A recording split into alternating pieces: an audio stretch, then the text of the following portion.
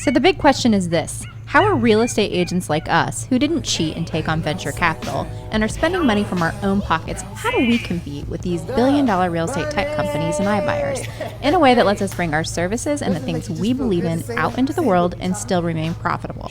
That's the big question. And on this podcast, we'll give you the answers. Welcome to the iBuyer experiment. Well, good morning. We have a special guest with us. He is the author of the bestseller, The Conversion Code. He's also the co-creator of Curaytor, a marketing and sales company. Chris Smith. Welcome, Chris. Welcome. Chris. Yes, thanks for having me. I'm excited to chat with you guys. Yeah, thank you. Well, we are so stoked to have you here. I think I've shared this. I'm gushing a little bit, but I've seen you speak nationally before. And I remember one presentation where you were actually leading up to Gary Vee and you came out there and man, you brought the fire. And I'm sitting there like going, dude, that dude was like better than Gary. Is that possible? Yeah, that's not possible. I've always looked up to him. He's very raw and real, and he's a practitioner, right? So when you are listening to someone speak that does the work, it just has so much more credibility. But thank you. It's about the best compliment I could get. You didn't get the six-figure paycheck though. Yeah, I did not. Well, listen, we tried to hire him a couple of times and his speaker fee is up there. So we hired his understudy instead. Yeah. Oh yeah, that's funny. Well, we were talking about getting Grant Cardone. And so we went on to Grant Cardone's website the other day and you can hire him for what? $250. You can add him in the cart for $250,000. Wow. Must be nice.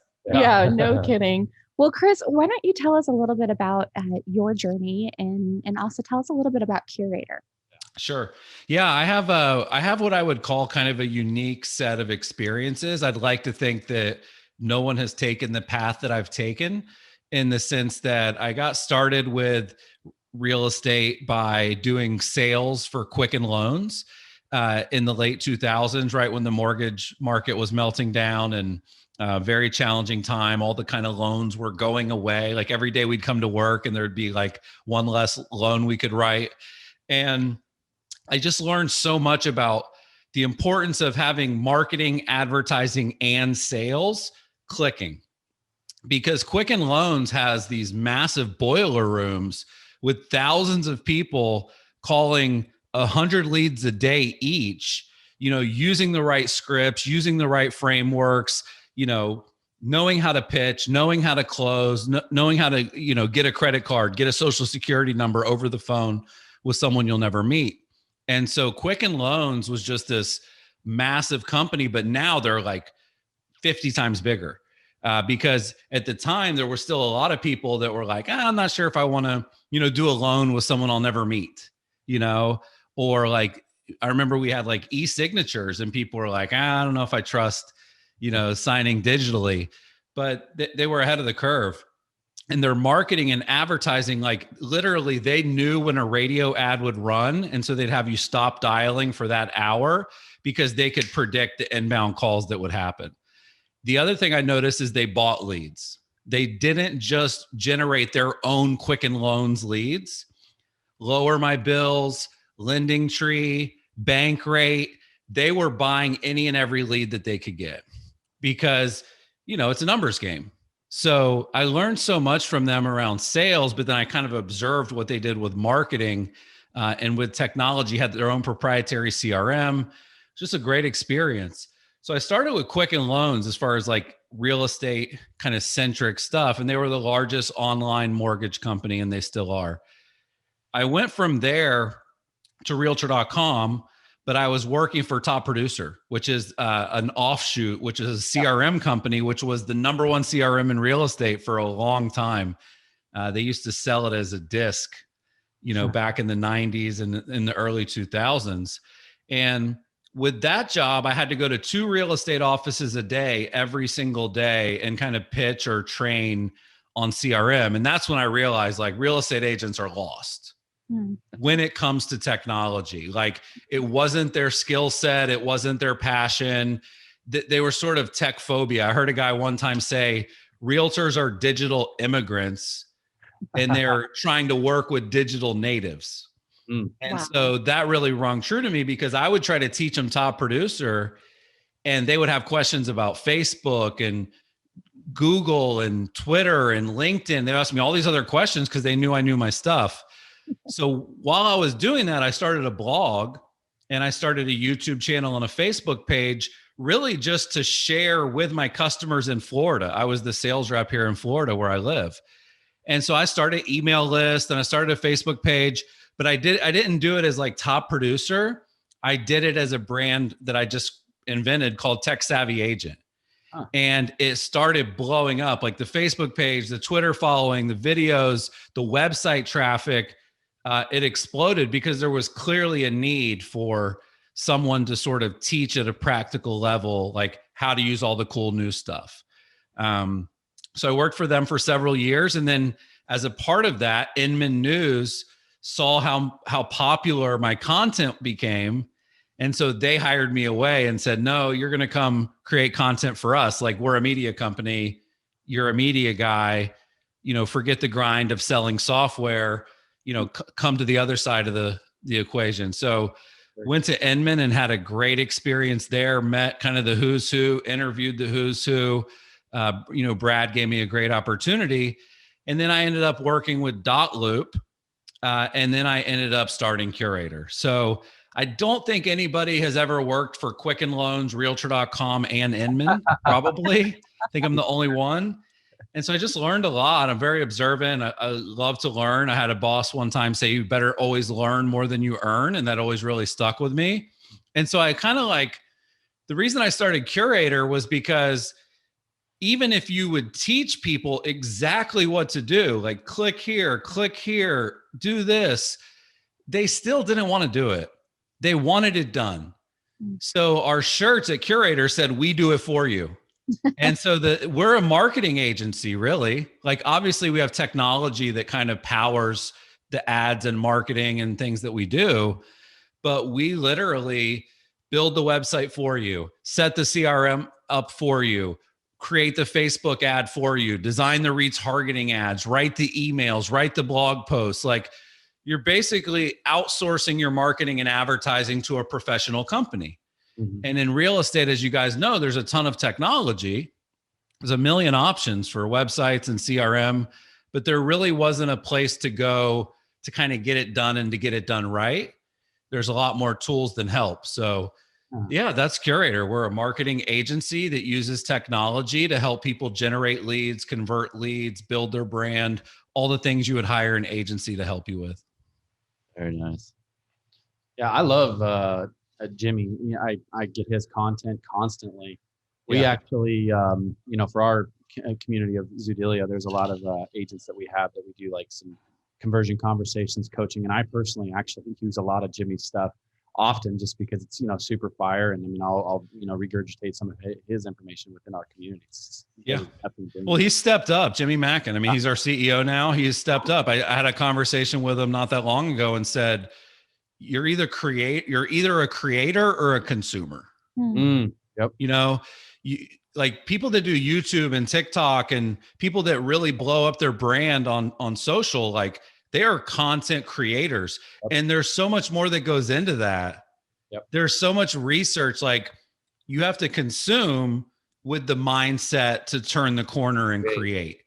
And it's been a lot of fun to watch Jimmy kind of step into that. I've always kind of done it more naturally. It's always just been fun for me. I've always liked to perform, and I have a big ego, and, I love page views and clicks and likes, and all the dopamine goes off when I get those things.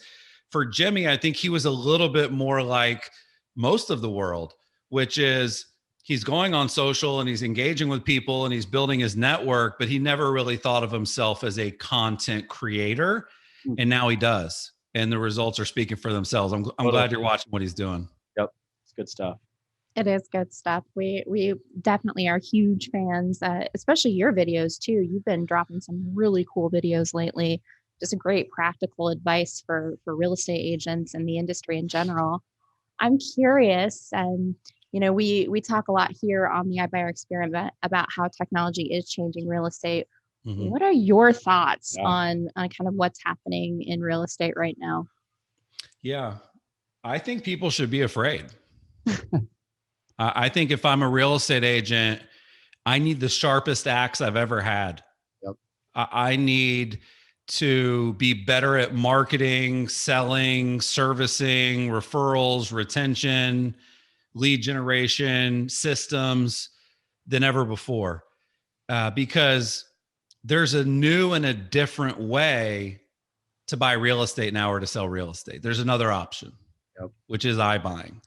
And what happens when people experience a new and different way to do something, arguably better for certain people, all of a sudden that gets the virality, that gets all the word of mouth. That's what you go tell your friends about.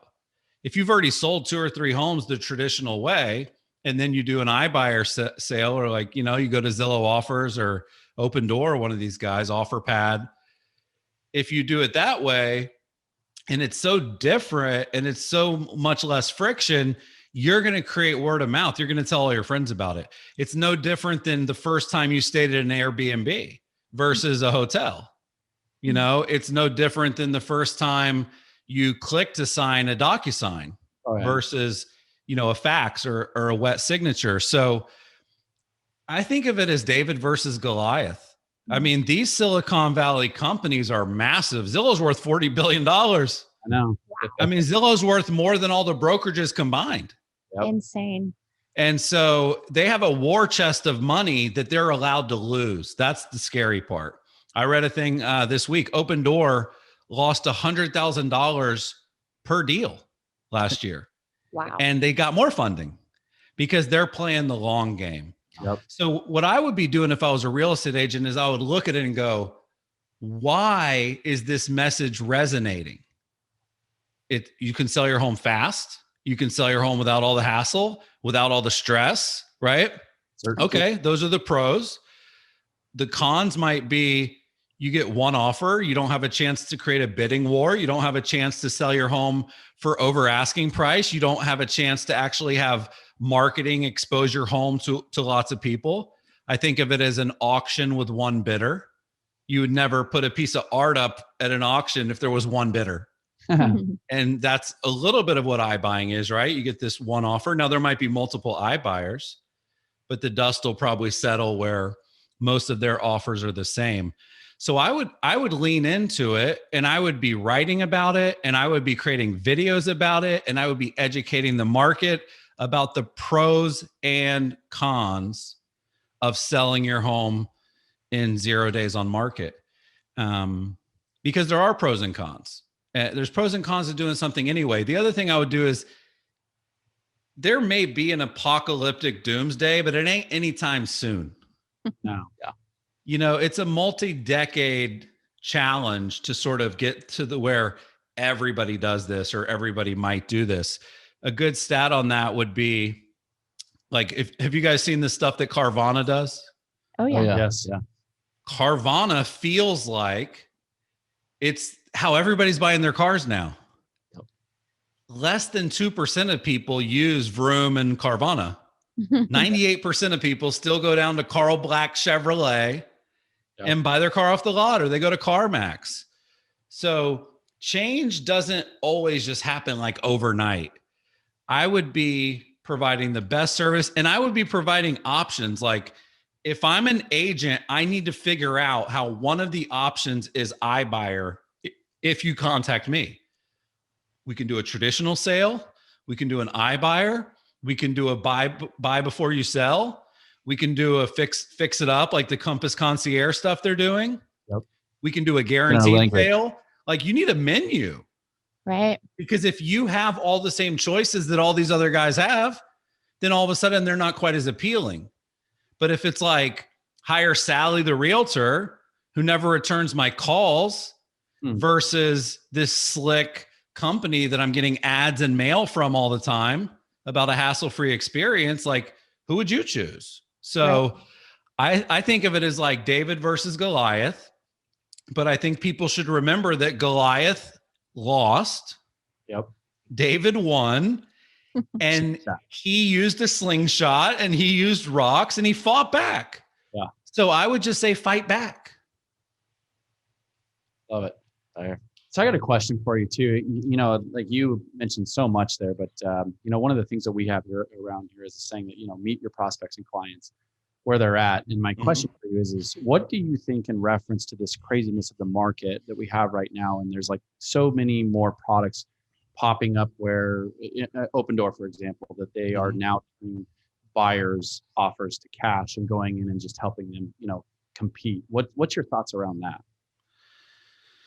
Well, typically I think competition is good. Like the more options there are, it's kind of at the heart of capitalism is competition. Sure. And in a free market system, people can do whatever they want to do.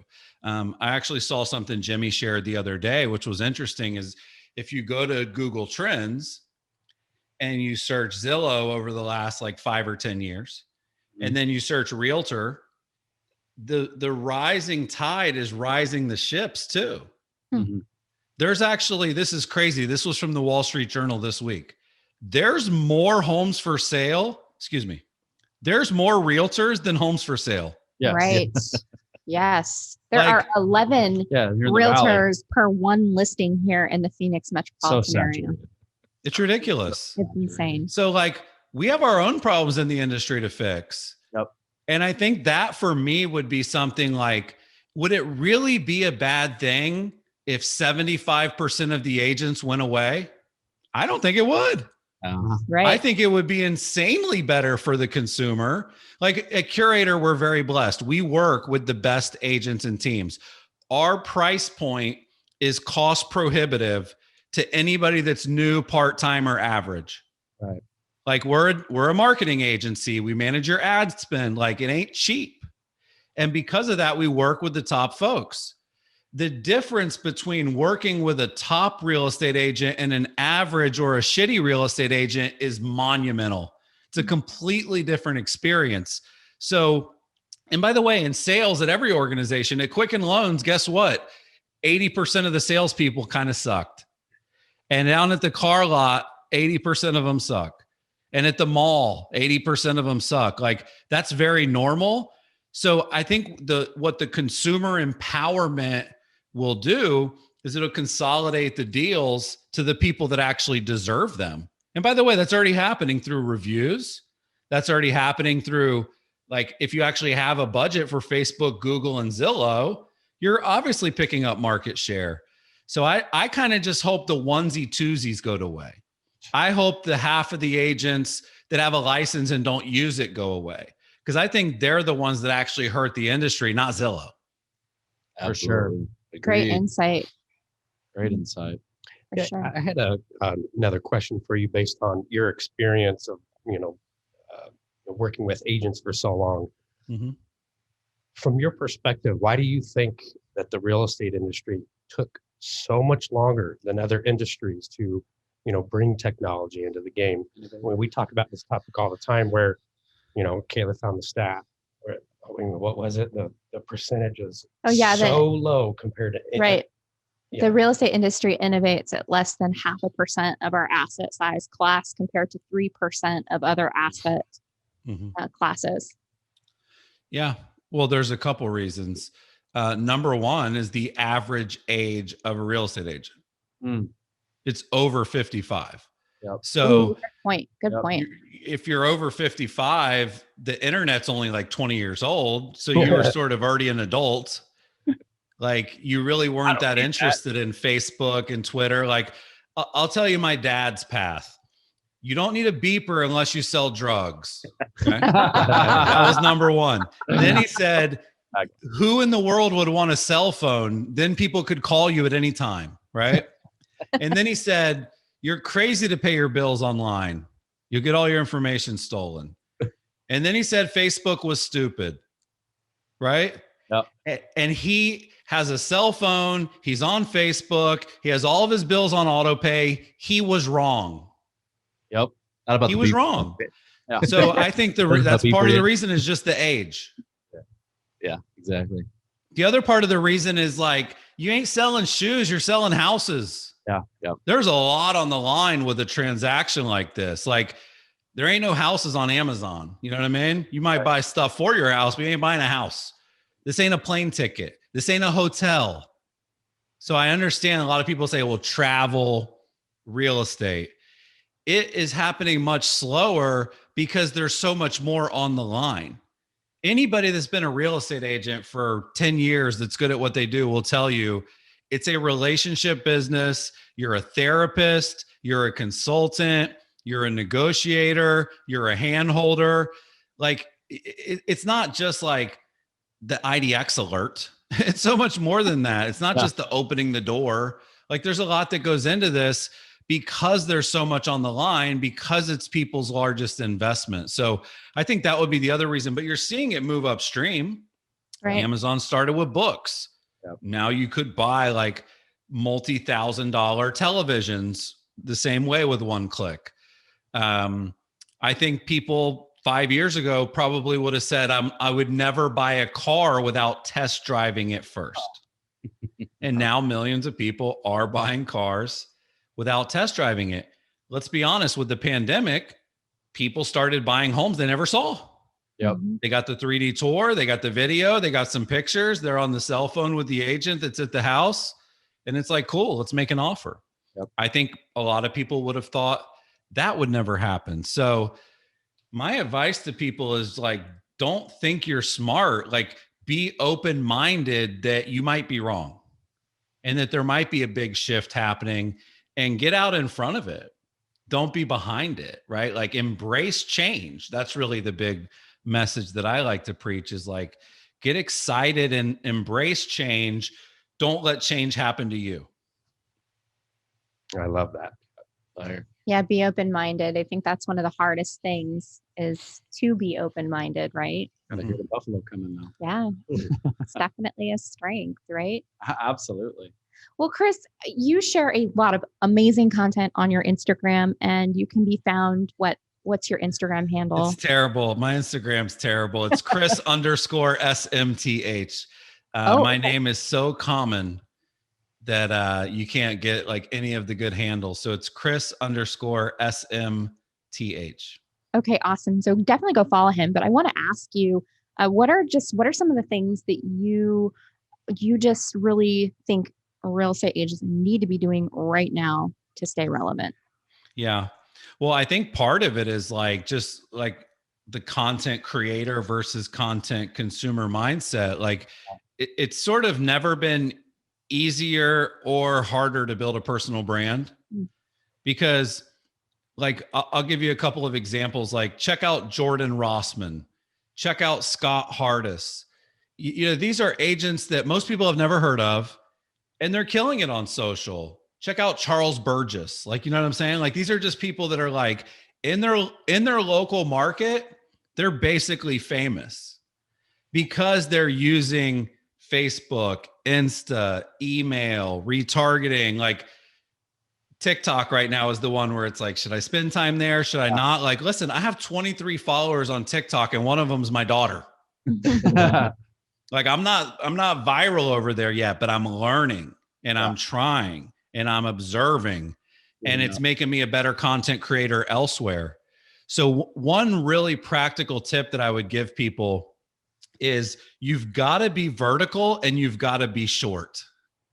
And what I mean by that is, the vertical format of stories and reels and TikTok and YouTube shorts, and Pinterest has stories now, and Facebook has stories now. Like, you need to get really good at like posting vertically. Like, I actually have a client in Miami, great guy named Amit Buddha. He's with Compass. I told him the other day, I was on a Clubhouse. I said, you should demand from your photographers and videographers to deliver you vertically shot pictures and videos. Like, that should be part of the package. Yeah. Because those big horizontal photos might look great, but they don't look great in a story. Yeah. And then you go try to crop it, and it doesn't look right if you crop it. Yeah. You know what I'm saying? So he sent me some videos and some pictures of his latest listing where he instructed the person to shoot it that way on purpose. It looks brilliant. So I would get really good at vertical. And then people's, like, in my book, The Conversion Code, I say people have a microwave mentality. A microwave mentality. They don't want the oven. Yeah. They want the microwave. And so anything like there's a place for longer format, like a conversation like this, but on a day-to-day basis, on a kind of like how people pop in and out of social all day. Sure. That's why reels and TikToks and stories and YouTube shorts are so popular and will continue to be so popular, because it's quick. You know, you're never going to waste your time for more than 30 seconds, but it's not easy. I know you know this, Kayla, like 30 seconds is a challenge. I mean, for me, I'm a talker. So I told my social media person, Annette, she's great. She does all the editing and all the post-production. I said, I don't think I can do 30 seconds.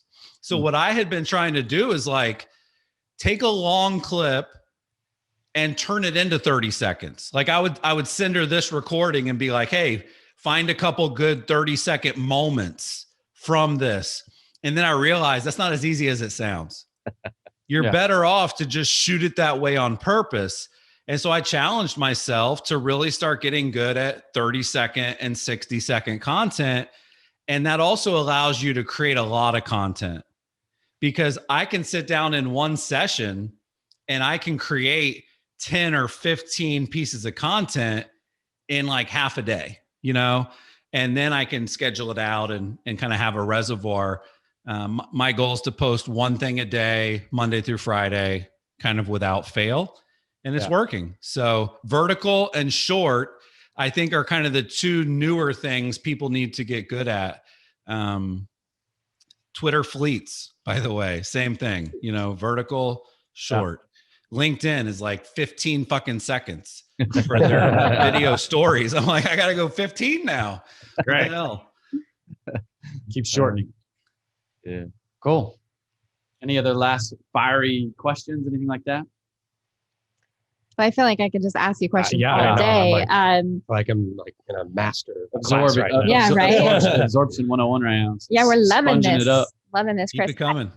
Well, okay. So I guess just parting thoughts. Mm-hmm. Because you are a marketing company and you're running ads for agents, and what platforms are you bullish on right now?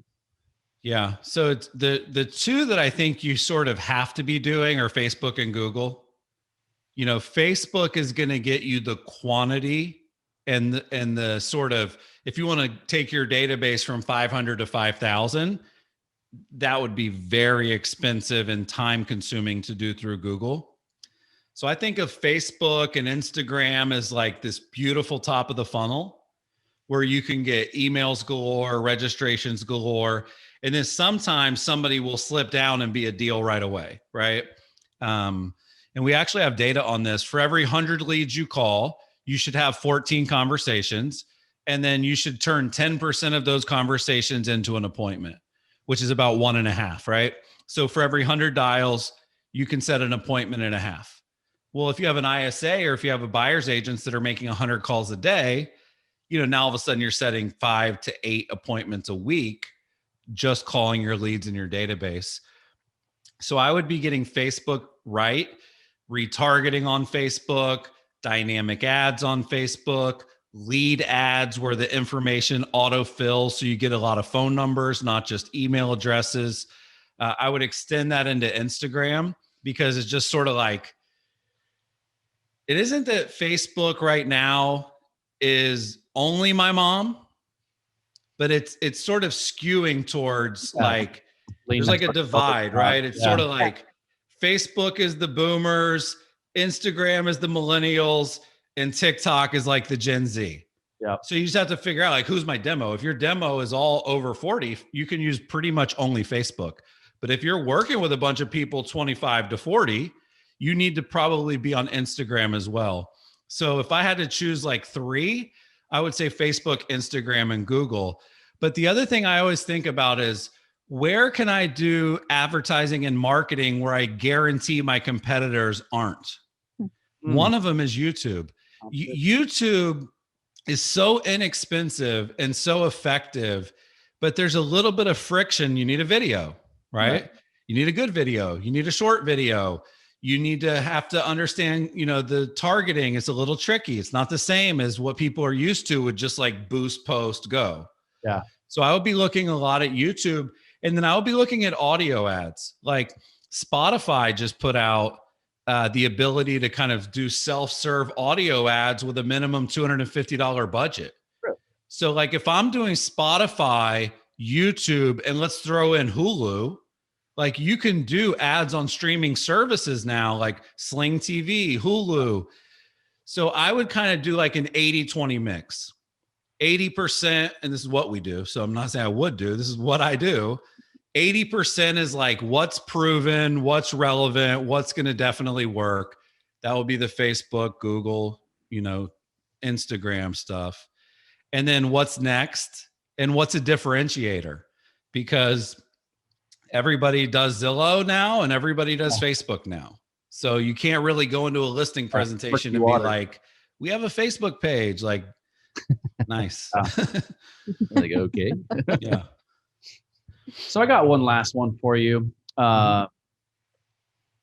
Being an author, obviously, you're going to have a high opinion of great books. And, I'm definitely a book guy. I tend to do a lot of mine on audio. But, for startups, stuff like that, people that are, entrepreneurs, business people, you have any like, what's your top 3 off the cuff of books? Yeah. Good question. I like this one. I have 3 books, so I'm not going to say my 3, but I am the same as you. I love audiobooks. Like, I will mention one that I co-wrote a book called Exactly What to Say for real estate agents, but it was a version of a bestseller by a guy named Phil M. Jones. Okay. It's the most listened to business book on Audible. Really? It's very short. It's easy to consume. And it's just like practical nugget after practical nugget of sort of phrases that you can use in sales or in marketing to have a bigger impact. So I would definitely give, Exactly What to Say. Like I listened to it. I took notes. I taught my sales team. I hired them to speak at our conference. And then I did a real estate edition with them. So I'm clearly a big fan of Phil Jones. Another one that comes to mind, like if I want to pretty much guarantee no one has ever read it, but it's really good. And I think it would be great for you guys specifically. It's called The Method Method. There's a soap company called Method. They're very popular now, but the founders basically tell their journey of how they got traction and how they got started. And it's a fascinating read, because they basically list like 7 things they did to disrupt, Procter and Gamble, Johnson and Johnson. Like it's kind of hard to go after Unilever. Peter Goliath. Yeah. It's hard to go after like the soap aisle. Yeah. And the dish soap and the hand soap. But I love that book, The Method Method. I use their stuff. Yeah, I think we use their method, right? I do. I do. So I'm going to definitely read that. That's awesome. There's a funny story where they got their first big deal out in California at a Ralph's, which is like a big grocery store chain out there. And it took them forever to get the deal. And like, if that deal went well, there was like 20 more that they would be able to sign right away. So they go out and, you really want your products at eye level at the store, but they were only able to get like on the top shelf. So they have all these beautiful bottles, their bottles look really cool. Like they definitely think about design. They put all the bottles up and there was a flaw in the bottle and they leaked. Oh, no. So all their soap leaked all over all of the other soap because they were on the top shelf. But that's just one kind of challenge that you go through, right? I think that we all, anybody that runs a business, starts a business, it's really about like pushing through that, when that happens. Daily. Yeah, exactly. Daily. I'm looking at some of my books here. I want to make a good third recommendation. The third one I would recommend, again, trying to choose books that not everybody's read, is called $1 Trillion Coach. And there's this guy named Bill who he literally was like Steve Jobs' advisor, Bill Gates's advisor, Sergey and Larry from Google. Like he literally, his coaching clients, companies were worth collectively over $1 trillion. And he actually, like, for the first like 40 or 50 years of his life, he was actually a football coach. Huh. And he ended up in Silicon Valley, and his sort of no bullshit, no nonsense style really resonated with that industry where everything's a little kumbaya and fluffy out there. So yeah, exactly what to say, the method, and $1 trillion coach. Awesome. Love it. Love it, Chris. Well, thank you so much for joining us here today. It has been such an awesome time. And I know you've shared so much value and goodwill with our listeners. Again, go follow Chris on social media. And thanks again, Chris, for being here. We appreciate it. Yeah, thanks, Chris. Appreciate it. No, Thank thanks, you, man. guys. Appreciate it. No problem. Glad to be here. Cool. Well, that was fun. Great. Well, let me know how I can help you guys out. I don't know enough about your business yet to really promote it or to talk about it, but I do pride myself on putting a spotlight on the cool new shit. Well, I'll tell you just real quick because I can tell you like a 30-second. You were talking about it right in the middle of it with the menu. Exactly. Our deal has a menu. Yeah. It basically has a menu of the iBuyer, the agent, listing it, other trade-in programs all together for the consumer to see. So you said in the beginning more like kayak, and that was actually one of our original models where we were more like direct to consumer, where now we are direct only to agents all the way through our product through the agent. Well, we're more of like the progressive model where you can now take a look at all those menus, and we're so sure in our product that it's going to be better that in the event that they want to choose that iBuyer model, more times than not, ours makes sense because we have like what we call a trade-in plus. And essentially it's where we buy the house in cash. We set a reserve amount in a holdback account. The listing agent then relists that house. And when they successfully sell that house for what we bought it for, that risk assessment account is fully 100% returned to that homeowner. So that's how we mitigate our risk. We do that. And then on the second half of the transaction, we turn their offer to cash as well, helping them win the deal, all of those types of things. So it's a really cool, super streamlined process for the agent. So they work together, and then we do those individually. You can use one just as the sell by itself or just as the buy by itself. So, nice. It's really cool shit, for the agent and helping them compete. And are you guys trying to really get traction there locally before you scale? I mean, number one, it's a lot cheaper to go after agents than to go after consumers. Like clearly, more cost effective. Exactly. Yeah, we're only in the Phoenix area right now. But our products are. We actually signed on 1,000 agent brokerage for the software over 7 states, and he's taking it to all his agents. But we're not going to be buying it. We don't have the products in that area yet. But is that the challenge? Is just like, how do you buy all the houses? We have a $30 million investor that is buying houses for us, and we have another investor that is actually looking at some equity in Zoodealio. But then the help us scale faster. Our product side is a different company called Trade-in Holdings, and that is buying the properties. Okay. But yeah, our upside agreement is fire. Agents love it, and plus they get the listing, so they get to keep the listing. So we buy the house for cash. We have what's called an upside escrow holdback account. That it's between 5 and 12% of the consumer's equity. We hold it in escrow for 120 days while the agent sells it, and then once the house is sold, because we're able to give a full offer with that escrow holdback account, we give that money back. If it sells for less than what we offer for, we reduce that amount out of that escrow holdback account. If it sells for more, we actually give them the upside as well. The consumer. Yeah. So like when we're in a crazy market like we are right now, let's say that when we buy the house, the market value is 500,000. 60 days later, the agent moves that house. Well, let's say the market's ticked up and it sells for 515, and we have the 5% escrow holdback. They would get that 25 grand back plus the additional 15. So it's really cool stuff. And it's just, our model is we're not margin based, we're fee based, right? That's how it works and how we make it a win for the agent. And you guys kind of make money per deal? Oh yeah. Yeah. Our fee is 5% per deal. I see.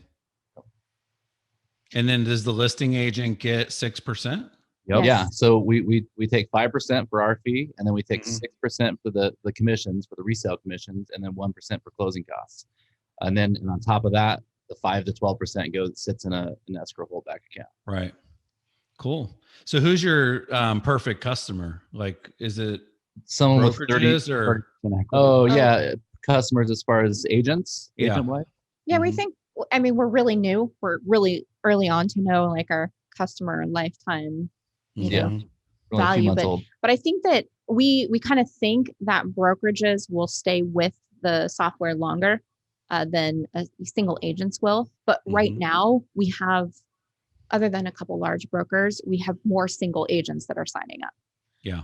So And it's just training them on the products too. So we have a training workshop that we started a couple weeks ago, and we have them rolling once a week, and it's 5 hours a day. We teach them on the products and how to market them to the consumers. but a Mhm. huge opportunity for growth for our subscribers is deploying ads against the software, which we don't do yet. Mhm. And so that's maybe something that, I don't know if that's in your guys' wheelhouse, but if we have a subscriber that wants to be running the PPCs and the Facebook and the Instagram ads against the software, right Sure. now we're we don't have an answer for them on that. Yeah. Yeah, it's tricky. And if you like build a technology that does that, it's usually like semi cookie cutter and ineffective. You almost have to handcraft the campaigns to make them work really well.